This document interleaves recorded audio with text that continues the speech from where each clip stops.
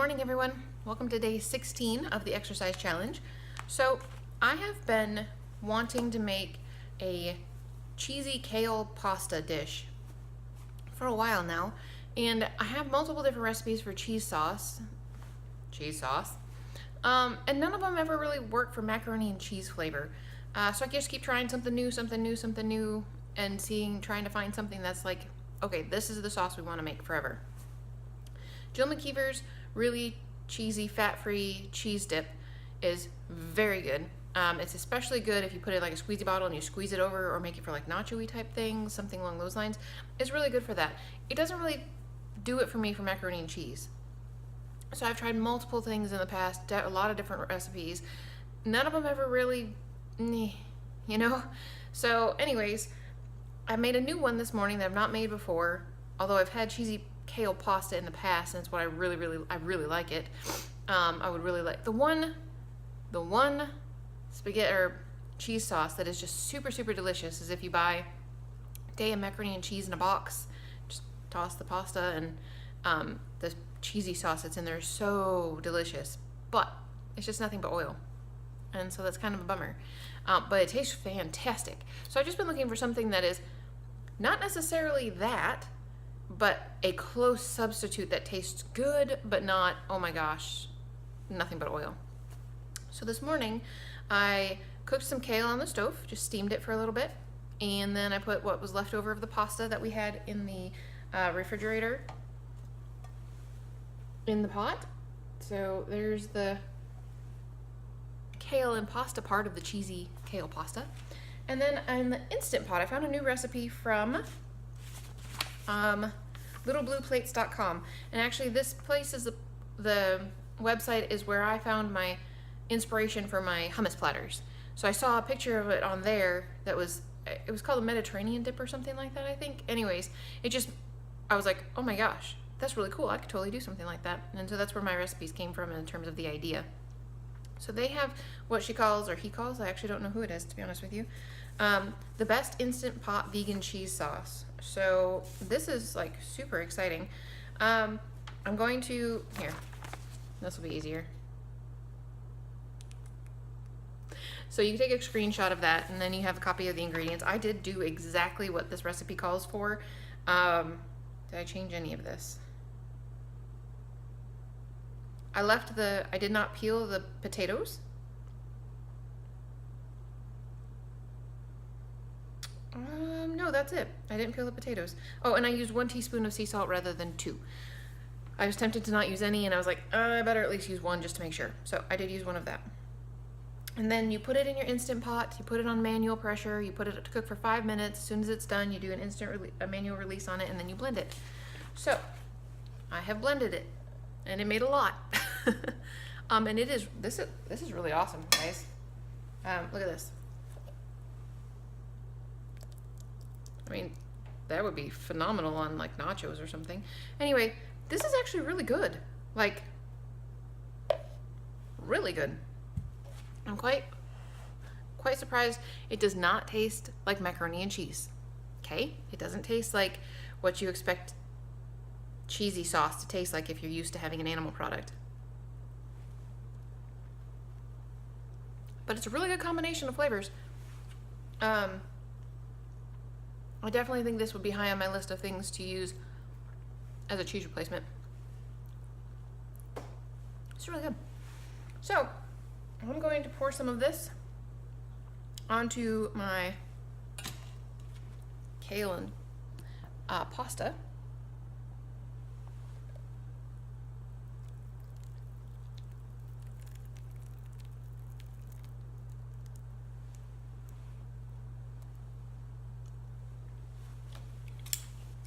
Give this a little mix.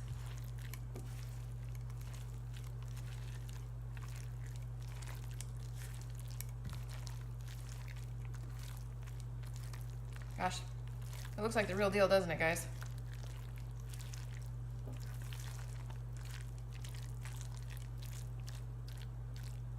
Yep, that's pretty awesome.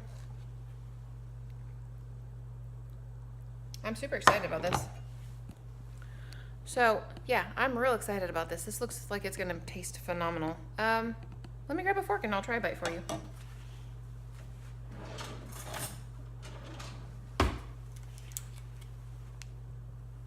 Alrighty.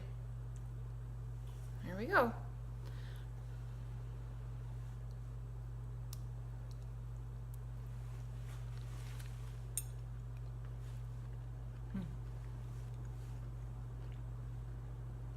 That's fantastic. Yeah, that's really good. Okay, well, I'm gonna take this with me to eat today. I'm also taking some green beans with the last of the spaghetti sauce. So one pasta dish, one should be pasta dish. That's not pasta, it's green beans.